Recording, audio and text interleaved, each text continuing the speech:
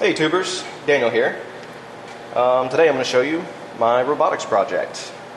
This is a 6-wheel drive robotics platform that I built from scratch out of acrylic and various remote control truck parts and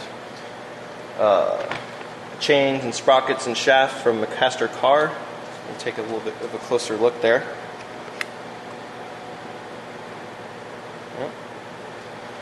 So there are two motors on the thing, right there, and these two motors can be controlled independently, forward and in reverse, slow or fast. And each one of the motors is attached to one side of the robot.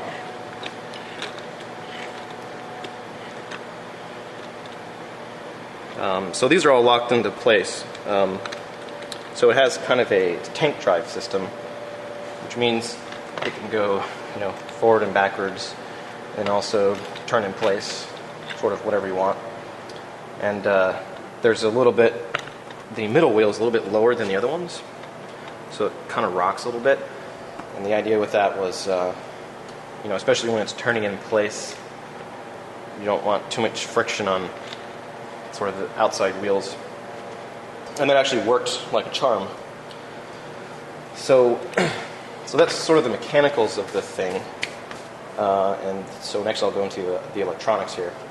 The original design goal of this thing was to basically be a sort of all-terrain vehicle that could be controlled over the internet. And so originally I had this computer on there. This is like a full computer that runs Linux, an Atom-based computer, PC2. And so anywhere where there was wireless, or potentially if I hooked it up to a 4G hotspot or something like that, it could be controlled. And then on the client side, the controller would see video. There's a camera here. Be able to input controls and tell it where to go and stuff like that. And then it had some telemetry. It would show you the RPMs of the motors and how many amps it was drawing, stuff like that. So that was pretty cool. It was a lot of fun. Unfortunately, encoding video on this thing just wasn't quite fast enough. There was some latency, and I tried some different strategies, and ultimately Skype kind of worked the best, surprisingly. But it wasn't really quite good enough. So I put the project down for a pretty long time, and then I recently picked it back up because I wanted to learn how to interface with standard remote control transmitters and receivers, and so that's what this current goal was, and I reached my goal. It works. So let me show you a little bit closer on the board here, various different features. Obviously this is the battery, and this is a badass 5200 milliamp hour 5S battery. There's a lot of juice in here. The main board here is the microcontroller here. This is an AT-Mega32. If you know what the Arduino stuff is, this is the family of processors, microcontrollers that they use for Arduino. But I kind of got into microcontrollers before Arduino had really taken off, and so I ended up learning how to program this with the kind of the standard Atmel development suite, which I think was kind of a better way to do it, because you have to understand a little bit more in depth how the chip works and all the different features of the chip. You can do all the same stuff with Arduino, but for me it was kind of a good learning experience. I recommend checking out the Atmel. They just upgraded their IDE. It's called Atmel Studio 6 now, I think. And it's pretty powerful. Like, it's got debugging tools and simulators and stuff like that, which is just sort of completely absent in the Arduino stuff. Debugging really comes in handy. Simulation especially. So the microcontroller is connected to this. This is like a motor driver. Basically, it produces a kind of high power pulse width modulated signal for the motors. And it also senses the amperage and you can set the direction and a few other things. And the kind of neat feature of these motors is that they have shaft encoders here. They have Hall-based shaft encoders, which means that the microcontroller can be aware of the RPM of the motor. And so the sort of cool thing about how the control system works is that there's a PID controller, there's a PID controller algorithm in the microcontroller. And so when you tell it to go forward or reverse, you're not telling it how much power to apply. You're telling it what you want the target RPM to be. Which means you can set the target RPM and then just ignore it. And as it goes over obstacles, it will continue going the same speed. Or at least that's how it's supposed to work in theory. Right now, I've been playing with the PID constants, and it's kind of jerky right now, so it's not quite perfect. But that's just something that you play with and tune, so it's a lot of fun. This is a voltage regulator. This is a voltage regulator. This is a 12-volt voltage regulator, originally for the computer. And it has a heatsink on it. It actually had a fan on it too, and it would still overheat. These linear voltage regulators are not very efficient. But this is a 5-volt switching voltage regulator for all the logic and everything on here. Everything else basically runs at 5 volts. I picked the project back up because I wanted to be able to control the thing with my transmitter. I've got another kind of longer term project where I'll be controlling a helium balloon airship. And so I needed to learn how to interface with the remote control receiver, and also, to start thinking about and testing different ideas for control. Effectively, what this is a drive-by wire system, because it would be obviously much easier to just sort of tell the motor controller, go fast, go slow. But there is a step in the middle where there's some logic that kind of does stuff for you. Like in this case, having it be controlled by RPM instead of power. And for the airship project, I'm going to have to do some similar stuff like that. It'll have to be drive-by-wire. The receiver here, this is a satellite module off of an AR8000, or AR8000X, I'm not quite sure. And originally I just thought this component was some kind of signal booster or something like that. But it's actually a full-on receiver, and so it's like a redundant receiver to the AR8000, which makes sense actually, because the AR8000 is supposed to be like a kind of like long-range receiver. So to have it, have a redundant receiver seems like a really smart idea actually. But the cool thing is, the AR8000 plugs into the main receiver. The satellite plugs into the main receiver through these 3 pins here, and as it turns out, all it is positive, negative, and a signal, and the signal is serial. RS-232 serial, which is great. The microcontroller has a USART, like hardware serial encoder and decoder, which means that I can just sort of listen for the signals coming from this. And I had to do some logic to, figure out, like, there's a protocol that comes off of the receiver. There's basically just like a string of bytes that it uses to synchronize, and then pairs of bytes to create 16-bit integers. And I'm basically able to get all the different channels. There's elevator, aileron, and throttles. I'm not using throttle yet, but I'm using this to basically control the thing.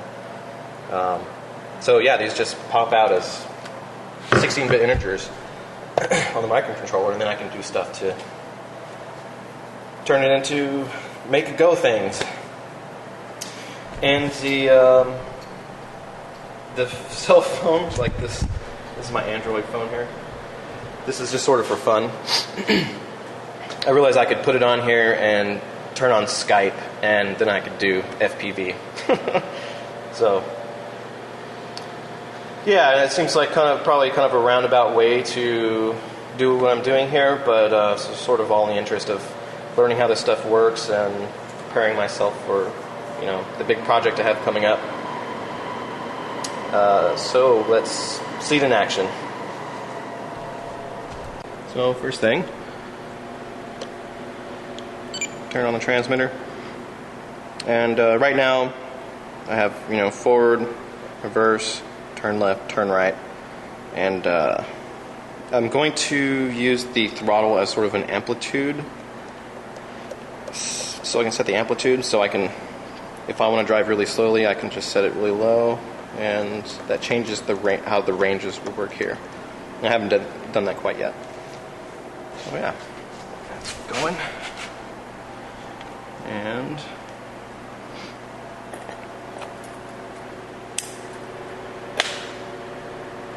robot's on. I'm trying to do this kind of one-handed, so hopefully it doesn't suck.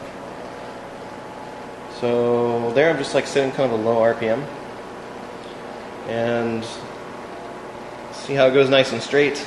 I don't have to worry about which motor is better than the other one or anything else. The PID controller sort of handles that for me. Oh fuck. Oh my goodness. I didn't actually test going over this pillow, so hopefully I didn't break it. Alright, pause. Alright, back in action. I had to bend some things back into place, but otherwise it's fine. Anyway, what I was trying to show you was very slow traversal of this thing here.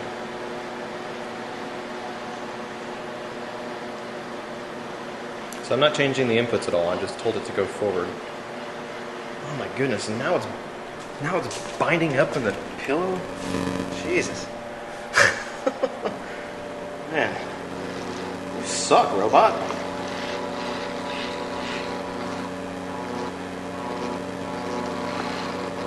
Wow, okay, I need to untangle it. Alright, so you're just gonna have to believe me that the thing does what it said it does. The pillow might not been the wisest thing to try to traverse. But I'll show you some other things. Kind of the max speed. Sparks is obsessed with this thing.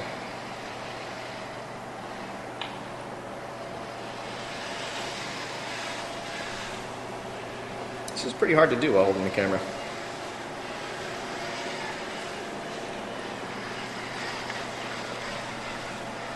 Take that pillow, motherfucker. Do it. Go. I think I found this robot's kryptonite. Pillow. Jesus Christ. It's getting bound up in the chain. I always wanted to put a cover on the, kind of like a chain guard for exactly this reason. Also to prevent dirt and dust and stuff from getting in there. But anyway, see how it works. It's kind of nerfed right now. I've got the max power cut in half. Just while I'm testing, I don't want to damage anything. But even still, it can go pretty fast.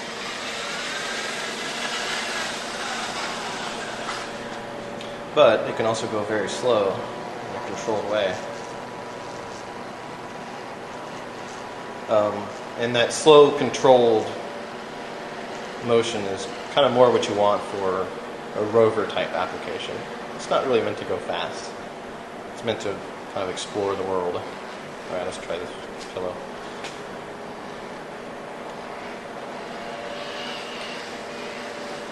Okay, I can take it from the side.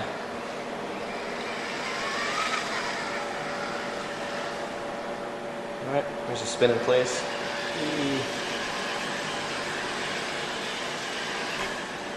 That's great. Alright, well, I'll turn on the camera so we can do FPV mode.